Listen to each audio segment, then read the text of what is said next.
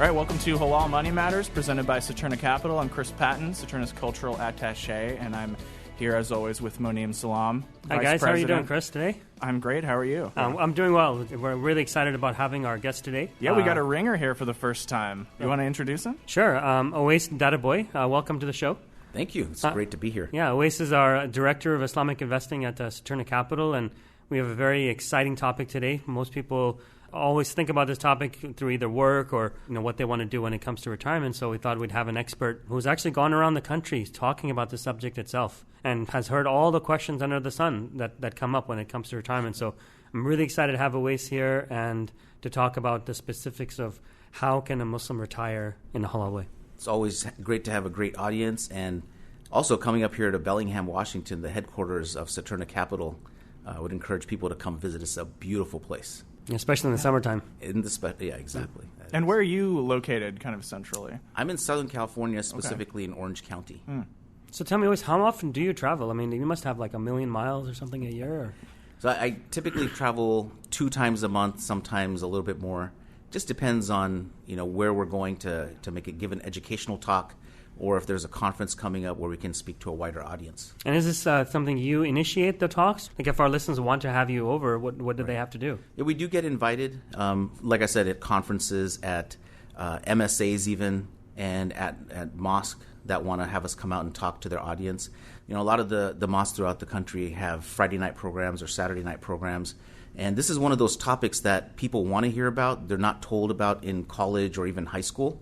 So once this goes out there, word of mouth spreads, and the other mosques want us to come out as well. And if one of our audiences want, they can directly email you at OMD, that's Owaiz Muhammad Dadabhoy, OMD at Saturna.com. That's right. I'm curious, I mean, no matter how many times you talk about this topic, you probably see a lot of open eyes and people realizing that they might want to make changes in their finances. Do you feel like that's true?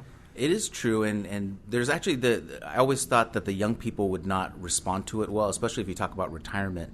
But when you talk about the fact that the earlier that you start in life, the more you can have in retirement, their eyes do perk up, because the person that's 40 years old, that's about to start saving for retirement and hopes to retire at 60 or 65, it's a dream of theirs, they're having to put in thousands of dollars a month, or $15,000, $20,000 a year to get to their retirement goals, whereas the 22-year-old can put in hundreds of dollars. Just starting early is the most beneficial part of investing or saving for anything. Mm-hmm. I guess that's what you would tell your younger self, right? Was to start earlier? Well, I was lucky, and I tell the story that a manager is not allowed to force you to go into a 401k, but mine did. And I was 19 years old. I was 19 years old, worked for a large financial services company, and she told me that you will put in 10% of your salary into this, even though I'm not allowed to tell you that, but you're going to do it, and you're going to thank me later. And I still remember her more than anyone else at that company, 30 years later. That's the best gift she ever gave you, I guess, right? It is the best financial decision somebody else made for me. That's right. Yeah, that's pretty cool. And sometimes when I was in college, I started saving as well. And, my thought was to be able to do it as far as retirement. But, about 5 years out of college, an emergency came up and I had to use all the money. Yes. But it was fine because if I hadn't saved it, I wouldn't even had it. So Some people think of retirement as like the golden handshake and you walk away and you do nothing for the rest of your life. But I think it's just emergency purposes can work as well. Well, on that point, what we find is we manage about 170 401ks throughout the country for nonprofits and mosques and doctors' offices and large companies. And what we find is that they come back to us, the people that are participating in this 401k, 3-4 years later, and they say, hey, how do I take out that loan that was mentioned because I'd like to buy my home? So we see people having the largest chunk of their money in this 401k. So what I try to tell people is, yes, start putting in money into the 401k. You can't envision it right now like I can, because I know it's going to happen for you. You're going to save up hopefully a mountain of money. But what I'd like for you to do is take some money and do that outside of your retirement as well. So when you need to pull money, you're not pulling from your retirement account. Mm-hmm. But if you need to, you can take a loan against your 401k. And I think we'll get into that a little bit further when we specifically talk about 401k, because that's a good point. I mean, do you want to take money out of your 401k to be able to buy the house? And even if you have enough money, do you take it out and then you have to pay yourself back with some interest rate? So we'll talk a little bit more about that a little bit later, and whether you should do it from a financial perspective and whether you can do it from an Islamic perspective. But one thing that I was going to ask you was, and then we'll get into specifics, a lot of people, when you give general seminars to audiences, they haven't even thought about retirement. And so I would assume that's the case in the Muslim community also. You're doing a double education, right? So you're not only talking about retirement, but then you're also talking about how to make sure that retirement is Islamic or according to Sharia guidelines. So do you find that, or most people are pretty familiar with what one or the other is? When I first started back in 2008, making a presentation here or there, right, just getting started, what I realized pretty quickly is if you don't educate, inspire, and motivate people to save for their retirement, they're not going to do that because they haven't done it in the past. But what I do find is that when you encourage them and talk to them and talk about specifically the 3 legs of the retirement stool, right? And in the past, maybe our parents or our grandparents, they would have a pension plan that their company would pay for them. Look, work for 20 years or 25 years, and at the end of it, we'll pay you $2,000 a month or $3,000 a month, and you may still get Social Security, right? And if you had any savings, that's great. So the 3 legs of the retirement stool are pension plan, 401k, your own savings, and Social Security. The problem is, and most people don't know this, and this is where we really have to educate people, is one of those legs is now gone. The pension system is no longer there unless you're a congressperson or a fireman or firewoman or policeman, etc. So if you take that one out, now imagine me, I'm a relatively big guy trying to balance myself on a 2-legged stool, right? It's not going to be that easy. The second part of it is Social Security income. There's 40 million Americans getting regular Social Security income. I'm not talking about disability or your parent dies and a 4-year-old is getting Social Security income. There's 40 million regular Americans that retired and getting Social Security. You know what their average income is? Average is $1,400 plus, just over $1,400. So when I go throughout the country and I talk to somebody in Texas or New York or Florida or Ohio or Southern California, the first question I ask them is, how much is your rent? But imagine living off of $1,400 a month. Sure. Where are you going to buy your food and actually have the retirement of your dreams? So the Social Security system was actually founded in 1948. And now most people in America are living till about 84 is the age for women. Do you know what the average mortality rate was in 1948 when the Social Security system was started? It's probably something around 60. It was 55. They basically were counting you never using that pension system. Right. So it was a great tax on the American people that they would never accumulate. Now it's completely turned upside down. Right. So, whether it's going to be around, I think it will be, but at the strength that it is now or even weaker, probably that's what's going to happen. That's kind of something to think about as well. Well, it's enough of a question mark that are incentivized to take responsibility for it yourself to the extent that you can, while you can. Yeah, true. All right, so now let's get a little bit more specific about different types of plans. So where should we start first? Well, so we have IRA accounts. I think everyone's heard of an IRA. It stands for Individual Retirement Account. It's your own account. And so each person can own one as long as they have some type of earned income. And this is a good way for people to start off when they're first starting. Even if their company doesn't offer a 401k, open up an IRA account. And if you're young, you put in money into a Roth IRA, you can save over a long period of time. When you say Roth, can you explain that? Yeah, so the Roth IRA is going to allow you to pull out money in retirement without paying any taxes on the gain, which is a huge benefit to Americans. Because as we know, we get taxed on everything. So this is one of those opportunities that you won't get taxed. It's so good that they won't allow people over a certain income limit to have it because there's too much benefit to them. So just explain a little bit more about taxes and is there any benefit on the way in and on the way out, or how does that really work? So a Roth IRA, when you put money into it, it is your money after tax. You've already been taxed. It's coming out of your checking account. You're writing a check, and you're hoping to grow this over time. And so imagine you put in $200,000 over the life of this Roth IRA, and now it's become, this is just hypothetical, it's become $500,000. So if that $500,000 in any other scheme in America, right, in any kind of account that you have, $300,000 is going to be taxed. So out of that $300,000, you might be taxed $80,000 or $100,000. But in the Roth IRA, you won't be taxed on any of that money, and that all of that money is going to come to you. But on the other side, there's the traditional IRA, the benefit is that you get to deduct this on your taxes today. So if you put in $6,000, which is the annual limit, you will be able to deduct that. Most people can deduct that on their taxes. And so you might save $1,200 to $2,000 depending on your tax bracket.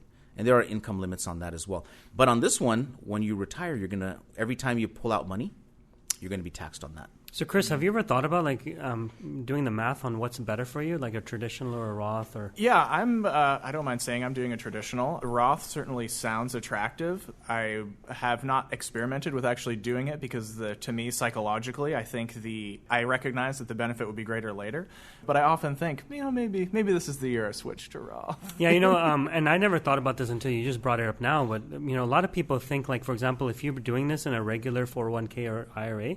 Now, let's supposing you have $100,000. You would think you have $100,000, but you really don't.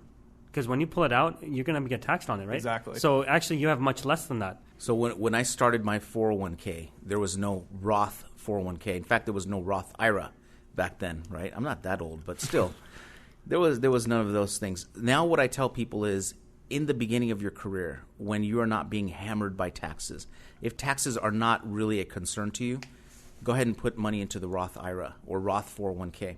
At some point, you're going to notice your paycheck, and it's going to have a huge amount of tax that came out, and you're going to say, how do I save myself from some of these taxes?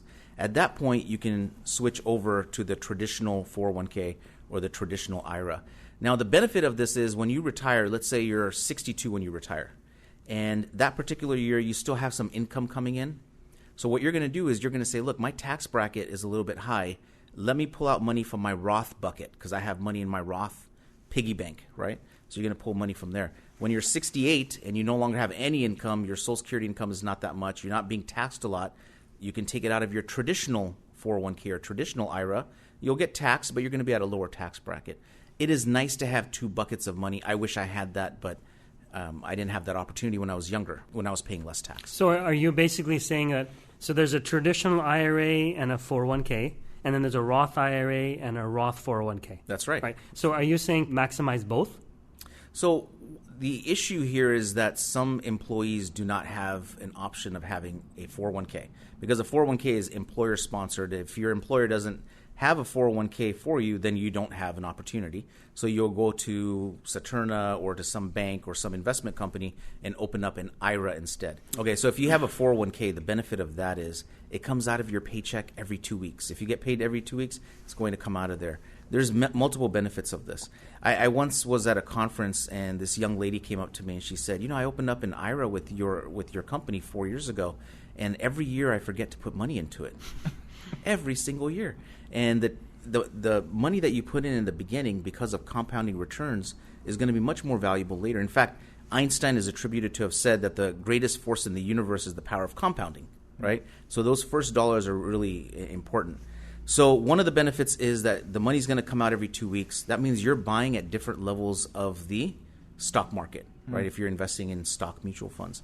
The other thing is if you have a traditional 401k, it's lowering your income every 2 weeks. So if you get paid $2,000 every 2 weeks, if you put in $500, you're only getting taxed on $1,500. So, and it's automated. It's every single 2 weeks, and this is how you really grow your money in America. Unless you're a business owner having a lot of business come your way, during good times, this is the way for the typical American to save. Whereas the traditional and the Roth IRA, you're going to have to set up an automatic contribution. It's going to come out of your checking account instead of your paycheck. And then so now, is there anything else that we, as just an average investor, different type of plans that we can think about saving for retirement? I mean, I know for my parents, for example, their house is a big part of their net worth is embedded in their house, and they own it 100%. Is that a tool for retirement, or is that something that you should just forget about because... So there are many people that save using real estate. And when home prices were much lower in a lot of parts of the country, it was feasible to do. One of the beauties of investing in mutual funds is you can start off with $100. Whereas if you want to buy a property, you're going to have a significant amount of money, even to have a 5% down payment. So what I would recommend is, look, don't wait to have money saved up. at least get started in some type of mutual fund investing, build up your nest egg. And then if you want to go buy a house as one of your investments for retirement, that's great. In fact, I know people in Southern California that retired at 50 and they're just managing their 7 or 8 properties, and that's their retirement living. They're just going around checking if the home is fine and collecting their paycheck. So that is a great way to save for your retirement as well. Switching a little bit over from the retirement, talking a little bit about Sharia compliant investing. So, I mean, I know, sometimes I get calls and people are like, well, I put my IRA in a bank. Is that halal? And I get a statement saying it's interest. So how do you go about making sure that your retirement money is also halal? I used to work at a bank, and that was many years ago. And once I realized what was going on with interest and usury and whatnot, I started when I was 19, as I mentioned earlier. Once I realized that, I figured I have to move somewhere where I can still use my financial services experience, but use it in a way where Muslims can also benefit. And so that's how I came to this company. The difference is if you put money into a bank IRA, you're getting a fixed rate of return. Either it's going to be a savings account, which is a little flexible, it's going to give you 0.5%, or you can put it into a CD and get 2 or 3%. So one thing is you're using interest, but the second thing is you're really lowering your performance. And there's 3 different important pieces for saving. One is your diversification, one is your return, and the other one is time, right? So you're missing out on one of the key components, which is the return. You're really limiting that. But you can also go and you can say, look, whichever bank or investment company, and instead of opening up a bank IRA, I'm opening up an investment IRA. Now you have to determine what fund you want to buy or which stocks you want to buy. There's 10,000 different options. So if you want to keep it simple and go to a company that has funds based on Islamic principles since 1986, it's vetted. Most of the scholars I know have accounts with us as well because it's tried and tested. This is the way to do it to make it easy for yourself. Are people surprised to hear that it's even possible to take a retirement account and have it be halal? Or is it, I thought that these were my only options? Well, some of the people we talk to, they've never heard about Islamic investing before. Still, surprisingly, even though we're out there for 30 plus years giving talks wherever we possibly can, there are people that haven't heard about it. And what we find is that once they hear about it, they almost drop everything to try to get into it. And that actually brings me to another point. So if you're an employee at a technology company or a doctor's office and you have a 401k, there is a way to invest in halal funds. And the way to do that is to ask them to either add one of the funds to the lineup, which is really difficult to do because they typically have 10 to 15 on a lineup. So adding one fund that they don't really know about is difficult. But instead, you can ask them to open up a brokerage option, which really doesn't cost the company anything, but gives you access to the mutual funds that you'd like to choose. Do you work with employees or groups of employees to achieve that? Or do you get that request to take a more hands-on approach with here's exactly what you should do, and are you available to do that?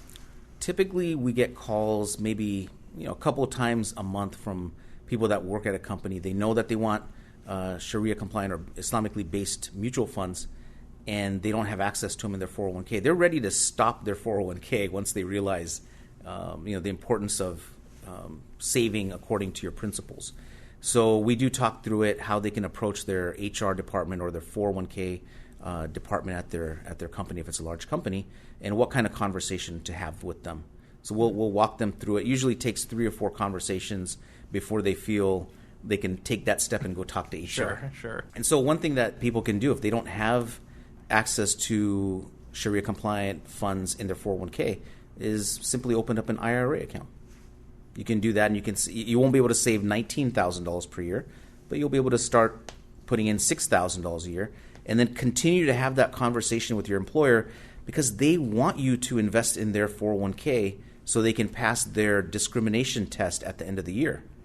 The more people that put money into a 401k at an employer, the better it is for the highly compensated employees because they can put in the maximum $19,000 per year. Yeah. So you would say, you dream about having a Roth 401k, but you don't have the option. That doesn't mean wait for it. You Correct. can take steps now and then open that account later. And then you have the different buckets that you're talking about. Well, and you should absolutely do that. Yeah. And I'll give you a quick example. If you're a 25-year-old and your employer doesn't have the Roth or they don't have the 401k option with the funds that you want, so you go and open up an IRA account and you put in, let's say, last year's numbers, because that's the last time I did this this calculation, $5,500 into your IRA account. $5,500, you're 25 years old, and you're going to retire at 65. So you have 40 years. And so in those 40 years, you're putting in $220,000. And if you have an assumed rate of return, this is just an assumption, it could change, but the average of those years is 7% per year, you'll end up with just over $1.2 million. Now, that's a great number. That's something we can get into if you want to later. But if you wait and you say, look, I'm 25, my company doesn't offer the 401k with the funds that I want to purchase, so I'll wait until they do that. And it takes you 10 years to get that opportunity. So now you've wasted 10 years, right? Remember Einstein saying compounding is the greatest force in the universe. You've wasted those 10 years, which means you did not put in $55,000. First person put in $220,000, you put in $55,000 less. But the first person ended up with $1.2 million. You ended up with $559,000. Wow! Just for missing $55,000 worth of savings in those 10 years. The early years really matter a lot, yeah? They absolutely do. So now let's come back to a topic I told you I would come back to. And that is, let's supposing that I've been saving for about, 10 years, right out of college. And now I have a pretty significant amount, let's say about $100,000 or $150,000. And I want to be able to borrow that money. You had mentioned something about borrowing money from a 401k. Borrow money out of that 401k to be able to put a down payment on the house. Mm-hmm. Is that something you'd recommend from a financial perspective? If that's the only place you're going to have money because you didn't listen to my my advice 10 years before and have a non-retirement account as well. Because I really think that, look, if your money, think about that 25-year-old, they built it up to $1.2 million. If they pull out money early on, that money is not going to grow for them, right? Because at a rate of return of around 7%, you're doubling your money every 10 years. So that $50,000 loan that you took that was going to become $200,000 in 20 years is not going to do so. But if you do want to take a loan, that's some people do that, and that's the only option. And I think home ownership is very important in America. That was the second best financial decision I made. Right, first one was made for me. So I would say go ahead and do it if you really need to, and that's the only way you're going to be able to buy this home. And the way it works is if your employer has a 401k, you have money in it, you have at least $50,000, you can borrow up to $50,000 and either take a personal loan or a loan to buy a home. And the difference is if it's a personal loan, it's a shorter term payback. You have to pay it back sooner. If you're taking it out to buy a home, then you can have a longer period of time. And you are going to be charged an additional amount. You can call it interest if you'd like, but it's going back to you. So if you're making a payment of $200 of payroll and you're going to have this for 5 years, some of that $200 is interest that you're paying yourself back. I don't think I knew this. On a loan out of a 401k, the added amount that you're paying back is going into your account. It's going back into your account. And the reason they do this is you missed out on a return from your money being in the 401k. So you're paying yourself back so you don't miss out on that portion of it. So do you know how much that interest is, roughly? I mean, So it depends on what the rates are throughout the country. So when rates were higher, it was 8 or 9%. Wow. These days, if you do it, it's probably closer to 4 or 5%. So it's based on the bank rate or mortgage rate. That's right. currently out there. That's right. Interesting. Right. Prevailing rates. You also mentioned there's a cap. You can't take all of the money out to take a loan? That's right. So if you're trying to buy a home in Dallas, Texas for $225,000, your first home, and you have $400,000 in your 401k, unfortunately, you can't buy that with cash. You're going to be able to borrow a maximum of $50,000. There is something else to keep in mind. If you leave that employer, that money is going to come due typically in 90 days. So if you paid off $15,000 of this $50,000 and you left that employer, you need to pay that $35,000 pretty quickly. Yeah. And I'm just out of curiosity, can you borrow from an IRA also? You cannot borrow from an IRA typically. So what you're going to do there is you're going to make a withdrawal if there's a hardship or you're buying your first home. So you won't pay the penalty on it, but if it's a traditional IRA, you'll pay taxes on the withdrawal, just like you would have in retirement. So really, that's another benefit maybe to a 401k to be able to put your money into. That's right. I mean, not only can you put in more money, not only does it automatically take your income and lower it, but you can also take a loan against it. If you pull money out of an IRA before retirement, is the tax burden greater, or is it essentially the same no matter what your age is? That's a really good point, because if you're 43, let's say, and you have a much higher income than when you were 23, so you may be in a higher tax bracket. So when you pull it out now at 43, you may be at the highest tax bracket you're ever going to be in, versus 63 when you only have Social Security income. So there is going to be that detriment as well of pulling out money from there. Yeah, I did want to mention one thing on that part about the loan. There is a hadith of the Prophet that said that within the family, there's no interest. When you take money out from a 401k and you end up paying it back, which is really important that you're paying yourself back and not the 401k provider or the bank, although that's considered interest, that is halal. As we're beginning to wrap up, and Chris, I don't know if you have this kind of question that comes up in your mind, and that is, give me one number that I need. Is there like a one number? Is there like a simple calculation that I can make to be able to come up with that number? If you talk to a financial advisor, they're going to tell you, look, the last salary you have before you retire, take 70% of that, and you'll need that every year. So let's say your last salary, just for round numbers, is $100,000 at age 59, and you retire, you're lucky. Well, let's use $1 million, because I think Chris probably will be at $1 million salary. Right. So, if you're 59 and you're lucky enough to retire at 60, and you have $100,000 income when you're 59, you're going to want at least $70,000. Now, why is that? What if you've paid off your home? Do you still need to have a good amount of money? Yes, because you're going to pay property tax. You're going to have all kinds of insurance that you're paying. I like to say the hot water heater is going to go out and it's going to cost you $1,500. Right? Yeah. That's happened to me a couple of times, and the costs have gone up over time. So you definitely want to save up a good amount. And I like to tell people this is not a get-rich-quick scheme. We're talking to you about saving from starting at age 19 or 25 all the way until retirement. You're delaying gratification on some amount of money, but it's going to do you a lot of good later on. So if you get to that 1.2 million, and again, let's make it round numbers. Let's make it $1 million, and you're getting a 7% rate of return, even in retirement. Let's just say that you're getting this average of 7%. So you pull out 7% per year in retirement, right, after the age of 59 and a half. How much more money are we pulling out of that million? It's $70,000 per year. And if you're still getting that 7% return, you still have $1 million. So if you can still fund your life, and then at the end of your life, you have a living trust or will, and you're able to give this $1 million, part of it, to your grandchildren, your children, and your favorite charity, what a legacy to leave. And I, in a prior episode, talked about my past ignorance about, I'm going to live cheaply. What do I need money for? I'm not going to go anywhere. I don't need a boat. But just working in this industry has opened my eyes to, hearing people like you speak about it and realize, oh, no, I'm actually going to need to pay for healthcare and this and that and this. And it does sound much nicer to have, a legacy than to just resign yourself to living on nothing. Expounding on the idea of how much money do I need to have in retirement, a good place to go is on a website like ours, where you can go in and look at the retirement savings calculator. It'll ask you, what is your current income? What is the assumed rate of return? How old are you? And when do you plan on retiring? And the good retirement savings calculators will spit out a number, will send you a number, will give you a number, and the retirement savings calculator will help you with that. That sounds helpful. And one final thing, I suppose, is we said, look, you had to be 25 to take advantage, or 20 or whatever it happens to be, to take care of compounding returns and not put in as much money.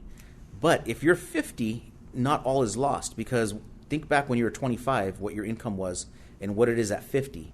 Hopefully it's maybe 2 or 3 times more, which means that you can put in 2 or 3 times more money. So not all is lost. You just need to change the equation. Time is less, but the amount of money that you put in is more. Yeah, I mean, I like to look at it as a barbell approach, which is, right out of college and maybe until you get married and have kids, you have a lot of discretionary income and you can save a lot. And then you're going to have life things that happen, your kids, their college, your marriage, everything's going to happen. And then after they leave college, and you have maybe another 5 to 10 years of earnings potential, and that's where the other time you're going to have a lot of discretionary income and you can save. So if you can use that barbell, but in the middle keep saving, you're going to go a long way. And I think on that note, what I would recommend to people is once they sign up for a 401k at work, is you can choose either to put in a monthly amount of dollars, right? You can say, I'm going to put in $500 every month or $250 every payroll. What I would say is, look, if you know that that's all you can put in is $500 a month, figure out what percentage of your income that is and make it a percentage instead. So what happens is if your income goes from $40,000 to $70,000 and you're putting in 10%, now you're putting in $7,000 a year instead of $4,000, but you really didn't know how that $7,000 was going to feel, right? Or that $3,000 extra was going to feel. So even when you're going through all these life's expenses with the children that Monem was mentioning, you are still able to save. You have to save for yourself first, for your future self. Yeah. Well, thank you very much, Owaiz, for this for the podcast. Really, it was my pleasure. I learned a lot as well. I'm sure Chris did as well, and we really appreciate your time that you spent with us today. If you want to speak to Owaiz more about what you've heard him say, or even invite him to speak, you can reach out to him how? So you can email me at omd@saturna.com. That's SATURNA, or call into our office 800 Saturna and ask for me, and I'll be happy to contact you back. Great. Thank you very much, Owaiz, for joining us. And if our listeners have more specific questions or information they need, we have a lot of resources available at amanafunds.com. There's videos. There's actually a brochure you can download and read all about it. So there's multiple opportunities for us to be able to start now rather than 20 years from now. Thank you both for having me. Thanks for coming. Remember, not all 401k plans offer all the options we discussed, like loans or brokerage windows. There can be a big difference in terms of features. So, if you have a 401k, talk to your plan administrator to learn about all the options that are available to you. Please consider an investment's objectives, risks, charges, and expenses carefully before investing.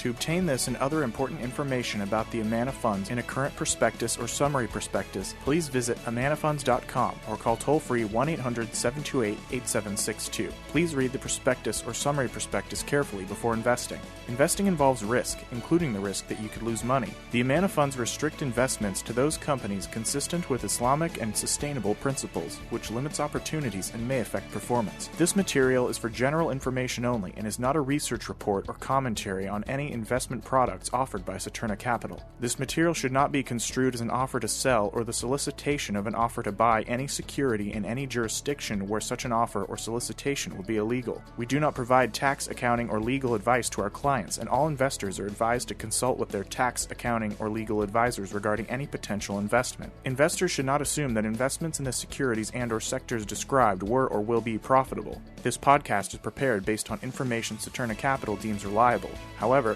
Saturna Capital does not warrant the accuracy or completeness of the information. Investors should consult with a financial advisor prior to making an investment decision. The views and information discussed in this commentary are at a specific point in time, are subject to change, and may not reflect the views of the firm as a whole. All material presented in this publication, unless specifically indicated otherwise, is under copyright to Saturna. No part of this publication may be altered in any way, copied, or distributed without the prior express written permission of Saturna Capital.